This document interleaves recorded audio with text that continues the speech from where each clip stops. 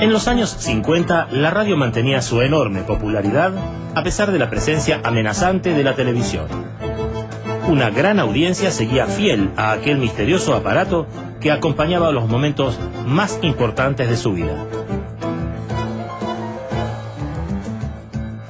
El impacto más grande de radio que tengo en mi vida, con don Juan Rubiano, y estábamos todos los chicos, mis primos, de fiesta, imagínate, un casamiento, gente grande. Y luego, en un momento determinado de la fiesta, porque se hacían las fiestas de casamiento más temprano, de la tapia del lado gritan: che, apaguen la radio que se murió la Eva. Ese fue mi primer impacto con la radio. Cumple la Subsecretaría de Informaciones desde la Presidencia de la Nación el penosísimo deber de informar al pueblo de la República que a las 20:25 horas ha fallecido la señora Eva Perón, jefa espiritual de la Nación. Como oyente, un programa que yo recuerdo siempre, que se llamaba El Relámpago. Buenas noches, respetable público del Teatro Relámpago Federal. Y lo recuerdo por una razón muy importante. Muere mi padre.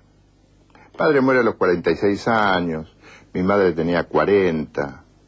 Los lutos en el campo, no sé si aquí, eran muy largos.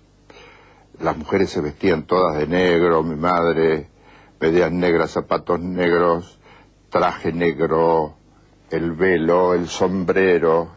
Íbamos 3 veces al cementerio por semana. La radio no se escuchaba por 3 meses. Y había algo que horadaba mi vida y mi ánimo, que era la tristeza profundísima de mi madre. Ellos se amaban, se quisieron mucho, lo demostraban, eran felices, eran alegres, aún en medio de las necesidades cotidianas. Mi padre era músico, mi madre costurera. Mi madre no reía. Y para un chico, yo tenía 11 años, era muy importante eso, que mi madre no riera, se me caía el mundo. Además, en medio de las necesidades que había dejado la montaña. Y le digo: mamá, ¿podemos prender la radio? Eso me acuerdo, es una cosa que se quedó conmigo ese día, se lo debo a la radio. ¿Podemos prender la radio? Ya son 3 meses que murió papá. Dice: bueno, pongo la radio, había un programa, El Relámpago, conducía un animador muy bueno y trascendental que se llamaba Jaime Font Saravia. Claro. Yo giro, estábamos en la cocina y mi madre estaba sonriendo. Eso fue para mí, no le puedo explicar, Enrique, lo importante que fue para mí, la bendición de luz que fue para mí, que mi madre volviera a sonreír. Fue levemente, fue un instante, pero supe que la vuelta a casa de la alegría era posible y que eso se lo debía a la radio. Eso contribuyó a robustecer una decisión de amar a la radio para siempre. Aquellos años marcaron la despedida de los elencos estables y de las orquestas de las grandes radios, pero todavía se podían escuchar algunos hitos como el Glostora Tango Club, la revista Dislocada y los Pérez García.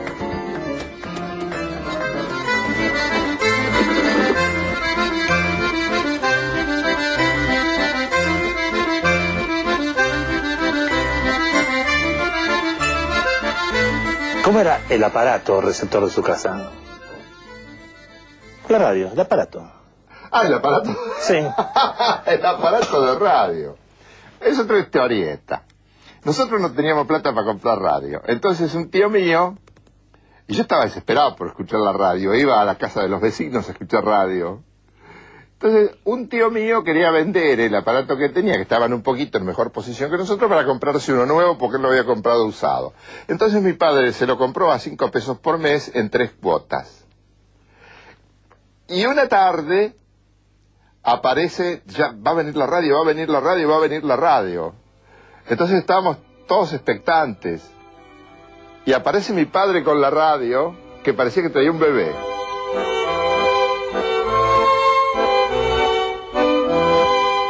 y escuchábamos programas al mediodía, que no recuerdo exactamente cuáles eran, pero sí los de la noche, el famoso Glostora Tango Club, desde luego.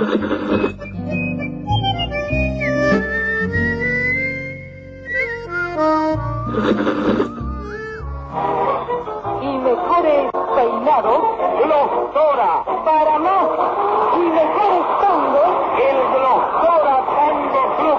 Fiesta de la juventud triunfadora. Estaba en la escuela secundaria haciendo bachillerato porque mi gran pasión era la medicina. Y un día fui a un estudio de radio para un programa de estudiantes secundarios, pues preguntas y respuestas, y con toda la división, y algo mágico pasó en un estudio así fantástico, sobre todo en esa época en que tenían tanto peso las transmisiones en vivo, los locutores eran tan formales, eran grandes estrellas, y no olvidemos que en Radio El Mundo los locutores iban de smoking y las mujeres de largo, bueno, más o menos así. Yo un poquito después llegué, pero todavía era muy imponente el trabajo en los estudios de radio. Y aparecieron los locutores, entraron, se pararon frente al micrófono, y yo sentí, viste, un clic interior que dije, yo voy a hacer eso, ay, cómo me gustó eso.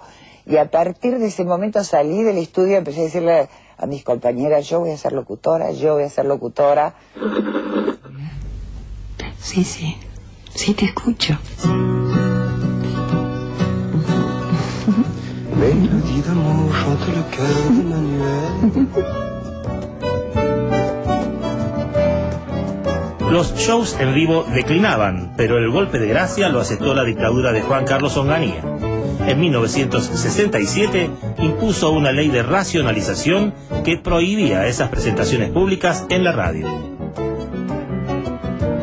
La música en vivo estuvo hasta entrada la década del 60.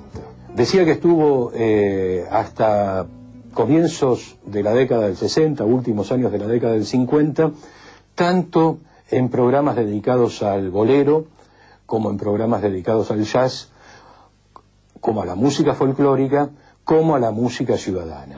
El Glostora Tango Club, para poner un ejemplo, o el Teatro Relámpago Federal, para poner otro ejemplo, fueron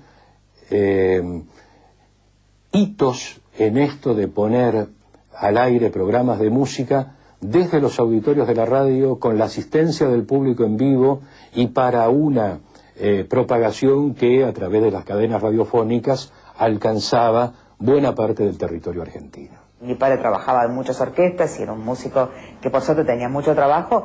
Digamos que el sueldo fijo, el trabajo de todos los días, era ser músico de la Orquesta Estable de Radio El Mundo. Era primer violinista de la Orquesta Estable de Radio El Mundo. Y eso era un valor agregado importante, porque era una radio muy prestigiosa y porque todos sus elencos en todos los órdenes eran, en este caso, músicos todos prestigiosos y de primerísimo nivel. Así que bueno, empecé a deambular por las radios, y en la radio que trabajé primero, casualidad, fue Radio El Mundo, donde yo era la nena de Mancuso. Mirá, la piba de Mancuso, qué sé yo. Claro, todos los locutores que estaban, eran compañeros de mi papá.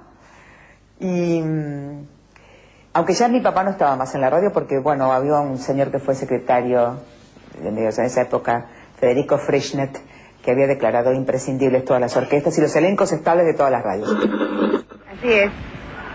El tema es uno de Raúl Porcheto. Hermoso tema. Algo de paz. En los 60, las grandes figuras de la radio se mudaron a la televisión. Fue el momento en que las emisoras se atrincheraron en el horario matutino con programas informales, espontáneos y con gran predominio de la noticia. Y de esa década son Escalera a la Fama, son el Thompson y Williams o el Modar en la Noche. Información y música, no solamente con